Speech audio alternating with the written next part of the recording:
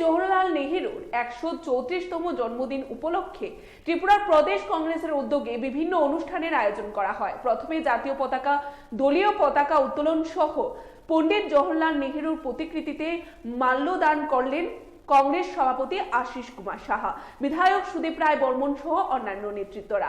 এবং তারপর কংগ্রেস ভবনের সামনে থেকে এক বর্ণাঢ্য র্যালি সংঘটিত হয় এবং সেই র্যালি গান্ধীঘাট শহীদ বেদিতে মাল্য প্রদান করেন সেখানে কংগ্রেসের নেতৃত্বরা।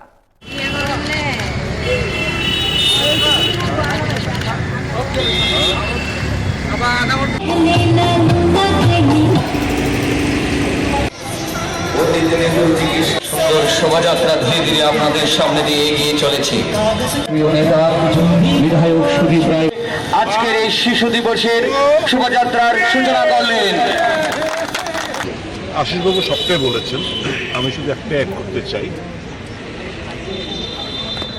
আজকের এই শিশু দিবস থেকে একটা বার্তা, ছোট্ট একটা প্রান্তরা যদি আমরা বার্তা দিতে চাইছি। যুদ্ধের নামে যে শিশু নিধন, জেনোসাইড চলছে গাজা এবং ইসরায়েলের লড়াই, এটা অতি বিলম্বে বন্ধ হোক। আমরা দেখছি যুদ্ধের নামে কোন শিশু থেকে আরম্ভ করে অগণিত শিশু প্রাণ হারিয়েছেন। কাজে আজকের দিনে পণ্ডিত জওহরলাল নেহেরুর জন্মতিথি খুবই তাৎপর্যপূর্ণ। পণ্ডিতজি বলেছিলেন, "A child of today is the future of the country tomorrow." কাজেই তাদের অধিকার, তাদের শিক্ষিত করে তোলা, এটাই ছিল পণ্ডিতজির প্রধান উদ্দেশ্য এবং লক্ষ্য।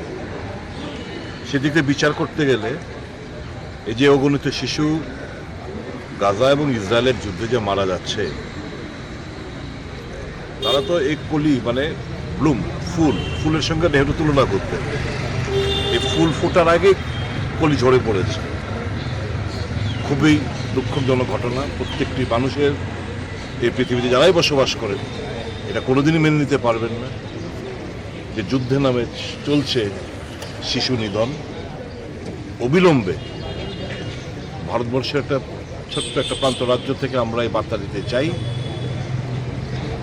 এই যুদ্ধ যেন বন্ধ হয়, শান্তি মাধ্যমে, কথাবার্তার মাধ্যমে যেন সমাধান হয়। এটাই হবে আমাদের মূল।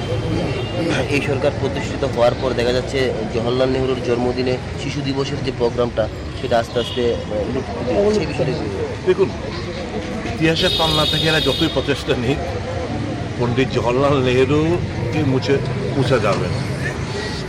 ইংরেজরা যখন সমস্ত কিছু লুটে নিয়ে ভারতবর্ষকে একটা খোকলা বানিয়ে গেছিল, সেই জায়গা থেকে ভারতবর্ষের মানে কত ফার সাইটেডনেসের এখন কৃতিত্ব নেয়। চন্দ্রয়ান 3 কে স্থাপন করেছিল?